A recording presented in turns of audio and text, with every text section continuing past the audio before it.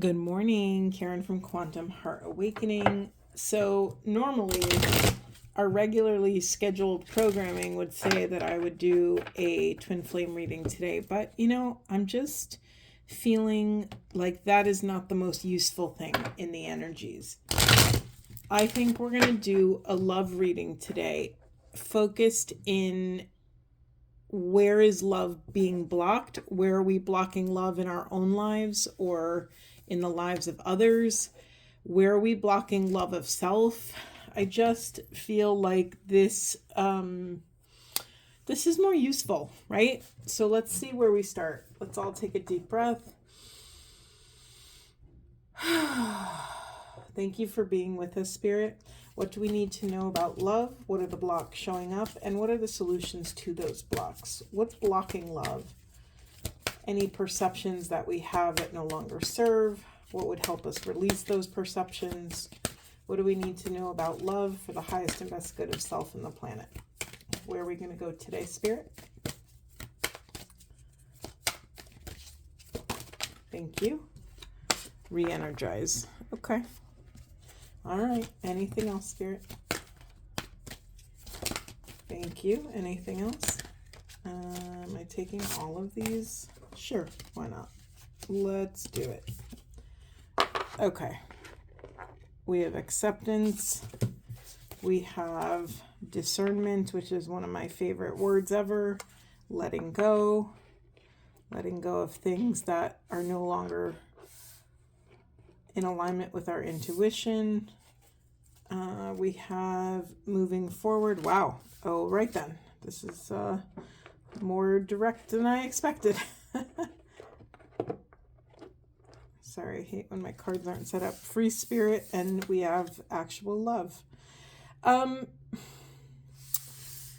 Okay, thank you so much, Spirit. So for some of you, whatever you're holding on to is actually not honoring the way your love naturally wants to move. The love that you have within your deepest soul, your deepest truth, your deepest, most authentic way of being in the world is a sovereign, free spirit. And holding on to whatever this is for you, this could be a person, this could be an idea, this could be a limiting belief, this could be a fear, this could be a home, a job, this could be, this is such an interesting reading. I haven't done one of these in a long time, and this is so zoomed out. We are very zoomed out right now. And I sort of love that because we're casting a very wide net. So this reading is going to call you to something higher. It's going to call every single viewer, listener, to take a more discerning view or assessment of what's alive for you. When I talk about these things, what's coming up for you? What are these attachments? When I'm talking about letting go of something to move forward, accepting things as they are, not as you want them to be, is this key to re-energizing the spirit, to getting back to your sovereignty, your freedom. What's very loud for me, and I know there's a lot of feminines, there's more feminines than masculines usually watching me. Sorry, I have to move a bunch of... We had a big event on Friday, an ecstatic dance we threw, and all my stuff's everywhere, so forgive the noise. I know there's more feminines than masculines watching me, and because of that, there's a creative spirit, there's a creative river that's flowing through more loudly for the feminines. Now, this creative river could be about literal art making and being creative in that sort of way and producing things that you're called to produce. But it could also be creative problem solving. It could be creative ways to get what you desire, to build the life you've always wanted. Creative ways to discern who or what is supposed to stay in your life and what you need to cut out, or let go of. There's so much creativity. Let me just see what's in the unconscious. I didn't even look. Okay, we have support. Yeah, some of you are not letting go because you think that you won't be supported. Either that you won't have the external world support, the infrastructure, the time, the space in your schedule, children's needs are coming up, that if you actually cut the cord to whatever this thing is that's keeping you attached to something, a system, a relationship, something that it's like you're maintaining something. And remember, this part is for masculines, and this is for everybody, masculines and feminines.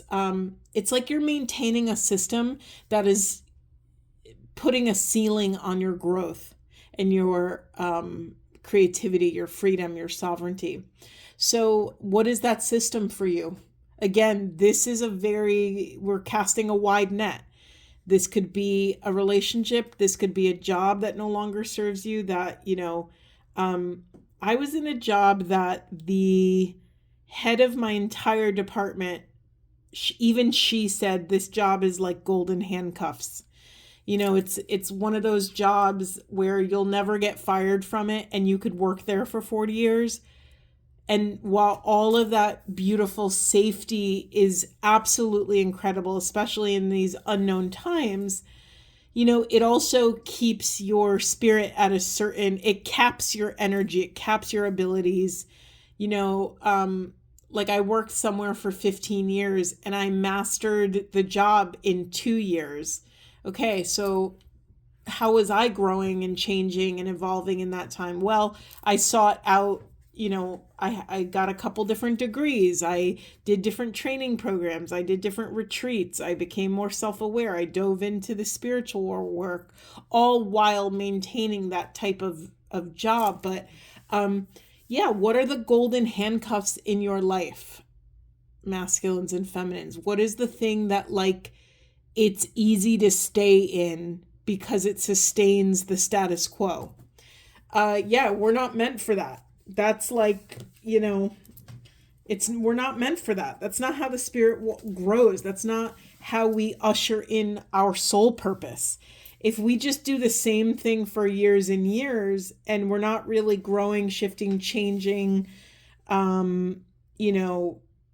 whatever, there is a part of our spirit that goes dormant. I've talked about this in several other readings. One of my spiritual mentors has said very bluntly, if you're not going to use your soul gifts, give them back. God will take them back and give them to someone else. And that always makes me stand up straight. I feel like she cracks the whip when she says that, but it's true. It's like, if you're not going to use the gift your soul came here to use, to shift the planet, to make it a better place, give it back, let someone else use it. And this is another interesting idea, and I've heard this many times in different forms from different types of people.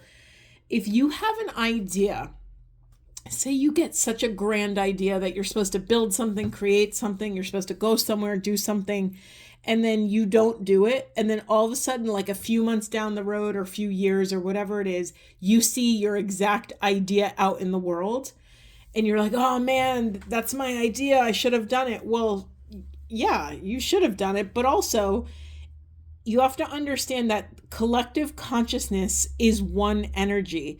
So if the quantum field is asking for something to be created, it will move through whoever is ready to jump off that cliff and make that happen.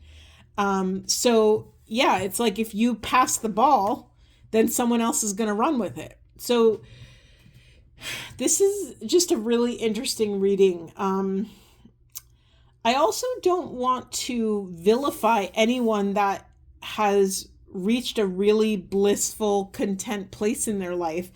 I'm not talking to those people. If you're happy and content, honestly, we have to understand that it is very difficult to maintain peace and happiness in this type of life, in this world. We have to remember that Earth School is like a PhD program. It's a very high level school where we're learning all of this difficult curriculum, right? We chose to enroll. We signed up for the classes we wanted to take. We signed up to work with the certain professors we wanted to learn from. And we chose this. That's what I believe. So I really want to anchor this in that I'm not vilifying the people that are enjoying their content, peaceful life. I want to exalt those people because you have to understand that one of the biggest things that you can do on this planet is to learn the management of your own power and your own energy. So if you have successfully navigated this crazy world and you are able to, I'm getting slightly emotional, hold on. If you can maintain a level of equilibrium and peace and joy and happiness and pleasure in your life, that frequency is doing just as much out in the world than someone who like builds a really big system that helps a lot of people. You have to understand that what is in one is in all. So if you are anchoring peace on the planet, your gift to the planet is peace. You are anchoring that part of the grid with your profound frequency, with all of this love and gratitude and joy. So I'm not talking about those people. I just want to be clear. If you are content and happy, at my job, I was content and happy for a certain amount of time. I'm very grateful to that job. It allowed me to learn. It allowed me to go to school. It allowed me to travel. It had a very flexible schedule until it didn't. I'm very grateful for that experience, and my soul was not thriving there. So I had to find another method to the madness, right? I think why I personally was suffering is because my soul kept calling me to do something and I kept ignoring it. We have to understand that when our soul is calling us to do something, quite literally, our life force is rising up and starts to put pressure on us until we leap off the cliff, until we make the change. I had an intuitive nudge to leave my job, and it took me 6 years to get there to actually do it. There's no right or wrong path. And you can only leap off the cliff when you are ready, not when someone else tells you you're ready, or not when you're in fear and whatever, but to truly surrender. When you get to that place of conscious, loving surrender, when you can let go with love, when you can move forward in excitement and curiosity and not be writhing in fear and, oh my God, what did I just do? Having said that, my disclaimer is no one can make this choice for you. I leapt off the cliff, and everyone says, don't leave one job until you get another. Yeah, that's true for a lot of people, and it wasn't true for me. I was called to go my own way, but I'm also like a mystic and an oracle, and I'm living, I gotta quote Carolyn Mace that I'm living as a mystic out of a monastery. I live a very monastic life in a very modern world, and it's just, my path is different than other people.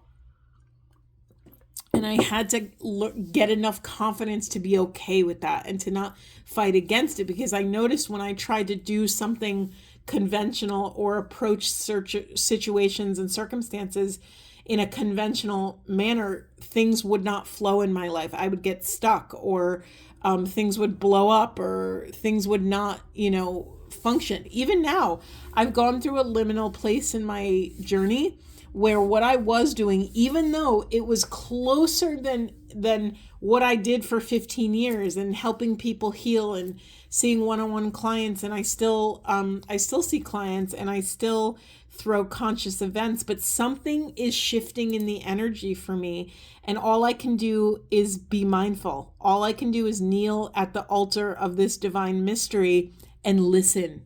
Bring all of my presence, bring all of my skills I've learned, and maybe I'm being called to a new iteration of the work I do in this world.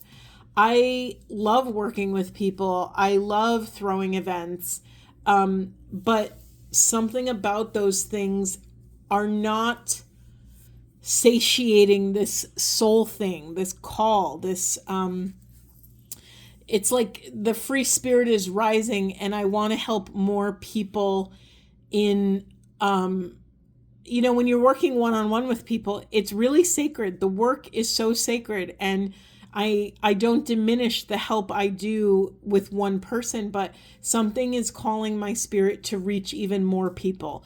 And so I'm getting very quiet and listening to how spirit wants me to move, or how I'm meant to be in service. I took vows on this path. I took vows as a oneness initiate. I took vows to surrender my will to divine will. And that's difficult because I have to put my stuff, my ego, my crap, my fears aside to surrender to what wants to be created in this life. Let me put this unconscious position here. Remember, we have support in the unconscious. There's this great line of like, I don't know if it was Terence McKenna said it, or I don't know who said it, but it was this idea that all the gurus and spiritual people and holy people on the planet and the shamans understood what was really going on. That, you leap off the cliff only to realize it's a feather bed. And this is a terrifying rite of passage that we all have to confront at some time in our life. I think we have the order of operations wrong. We think, the world will rise to meet us, and then, we can take a lovely, convenient, comfortable next step towards our soul's deepest truth. But sadly, so unfortunately, we have to leap off the cliff first, and the universe rises to meet us. And I've been guilty of that. I've been guilty of like waiting a little bit too long, or, failure to launch a little bit. And, it's hard. It's a very hard rite of passage, but we all have to confront it. And here's the thing. You have to invest first. And then once the universe sees you're serious, and you're actually willing to shift your life in a way that is in alignment with this new thing, then it will be like, okay, they're legit. They say what they mean, and they mean what they say, and they take action on their words, and they're not scared to do this. So we're not scared to support them. This is a solid investment if we invest, all of this quantum energy into this soul. Right? We're going to trust that they're going to take it over the finish line. And so we have to be daring enough to leap off that cliff. It's hard. I'm not saying this is easy. I'm really not. And I have a lot of empathy and compassion. Listen, I was there. I told you. I had the intuition to leave my job. It took me 6 years. That's not a small amount of time, right? And I have a lot of grace and empathy for that part of myself that just wasn't ready yet. So please give yourself a lot of grace and compassion as you start to just orbit a little closer. If you think about it as a spiral, maybe you're like out here spiraling with these ideas, just get like a little closer. Allow your spiral to get a little tighter, just so you get closer to the thing. Maybe you start going to events. Maybe you start surrounding yourself with people that are doing the thing that you want to do. If you would have asked me 5 years ago, would I be leading events and facilitating different workshops, I would have been terrified to do that. And now it's like, how could I not? It's just like, I do the same thing that I do with you guys in this oracle reading, I do out in the world. But instead of me asking a question and shuffling cards, I'm just listening to spirit and then following the energy. I'm getting radically micro present with the world around me and how spirit is knocking at my door. And then I answer it and assess, okay, how can I show up with this interpretation that I'm getting? It's the same exact thing. It's really interesting. And I'm thinking about doing like a living oracle workshop or something. If you think you might be interested in that, please leave a comment below, to not just use the oracle like we use it with cards. I think that's a entrance into I think it's a step one. I think it's a practice laboratory training ground for you to start accessing your intuition in a more literal way. Accessing it is one thing, but then listening and trusting your discernment is a whole nother thing. yeah, at some point when push comes to shove, like I had to trust what was coming through me and trust that spirit was using me as a channel for, like, someone needed to hear this. I don't make this stuff up. I riff on the energies. That's what we're doing. If anything, I'm closer to like a jazz musician that's just like riding the wave, right? Or you've heard of either jazz musicians or extreme athletes who are very, very talented and gifted in whatever their strength is. They talk about accessing that flow state. And so what I'm doing is accessing a version of a flow state and riffing on the waters, riffing on the river that's flowing, that's consistently flowing with wisdom and energy. And I get to just dip my toe in and say, oh, look what I found. Look what's here now. And maybe that flows and that goes away and now something else is here. And so we're learning how to trust our discernment, how to come into deeper relationship with our intuition. Now, I don't know if you've watched me before, if you're new or old or whatever, but you've heard me say this so many times that the way that our self-esteem is directly linked with our intuition. The more self-esteem we have, the more we will accept our intuition and believe it. When we have low self-esteem, we ignore our intuition. We ignore the thing that's screaming at us, and we allow the external world to dictate our actions instead of getting that divine calling from the inside, right? And so, yeah, we're just refining the process here. Okay, let's keep it going. Where do we go, Spirit? This is really beautiful. I want to keep this a little shorter. Let me just see if there's anything else blocking. Is there anything else blocking, Spirit? Anything else blocking this acceptance of our intuition, this acceptance of love? Remember how I started, everyone. I started by asking, what's blocking love? So, wow, this is really good. What's blocking love is your love of self. That's not a small message. Let's just let that breathe for a second. What's blocking you being able to accept your calling is letting go of people, places, and things that are preventing you from loving yourself. Yes, we all know that the call must come from inside the house. However, a big asterisk here. However, if you are surrounding yourself with people, places, and things that are highly abusive, highly traumatic, highly detrimental to your energy, you are, it's like you're bailing out water out of a boat with a huge gaping hole in it.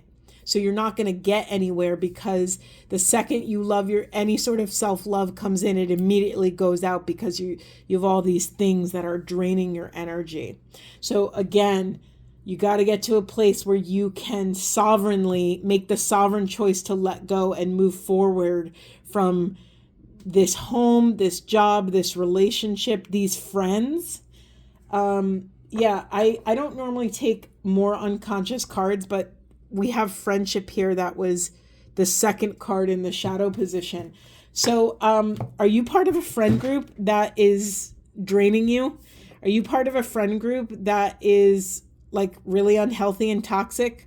There's a lot of friend groups that are always like keeping up with the Joneses. Like they're always comparing, do you have friends that you compete with, that you compare wealth or prosperity or these kinds of things? It's time to let them go. You know better. Okay, what else is, thank you. We have celebration, let go and have fun. We have a second card of letting go here. All right, thank you, Spirit. Hold on, is there anything else before I go into this?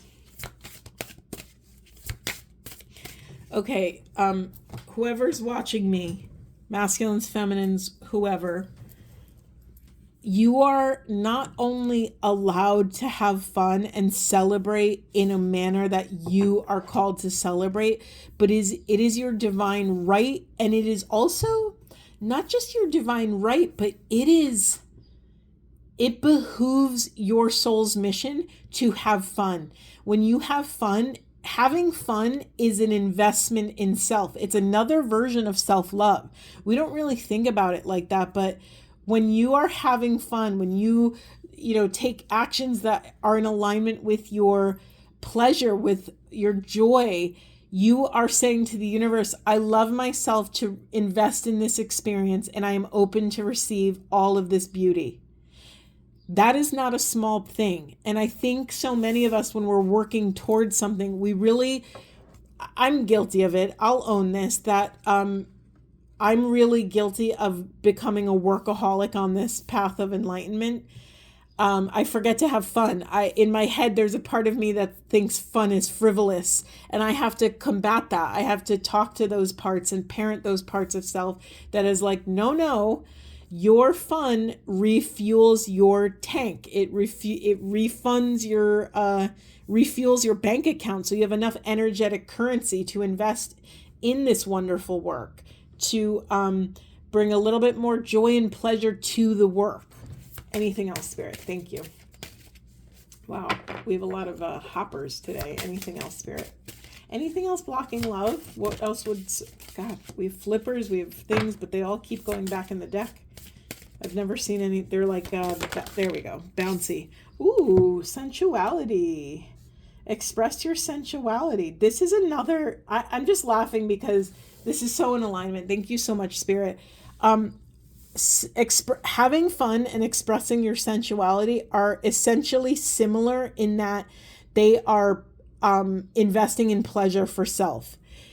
Expressing your sensuality implies that you honor that you have sensuality, that you're worthy to move through the world in a delicious, juicy manner, that you allow yourself to be delighted and aroused by the world around you. Maybe it's a person or people or whatever, but it's also like your creativity, right? It's not an accident that sensuality and you know what? We're going to put this very sacral chakra right on this card right here. I mean, I excuse the phallic nature of it. My friend gave it to me, but it's also not an accident, right? It's like it's not an accident that the sacral chakra holds our sensuality and creativity. It's not an accident. Like one unlocks the other, which unlocks the other, which unlocks the other. This juiciness unlocks more fun. This more fun unlocks more creativity. More creativity gives you more access to problem solving. More problem solving gives you access to trusting self, letting go, more discernment, more acceptance of yourself. Do you see how this becomes a self-feeding cycle here? Let's just check the unconscious really quick. We have, what does it say? Go with the flow, let things happen. Yeah, a part of boosting your self-esteem is trusting that something greater is working in your favor, that you don't have to micro control every little facet of your life. Part of your worthiness, wow, okay, that was a Freudian slip, but it's exactly what I need to say. Part of working on your self-esteem is allowing this innate worthiness, that you are worthy for the universe to step in and support you, to help organize your life in a way that will support the launching of your spirit, that will support the your soul mission, whatever that is here. And I hope everyone knows that just because I'm walking this path, I'm not referencing that your path has to look like mine.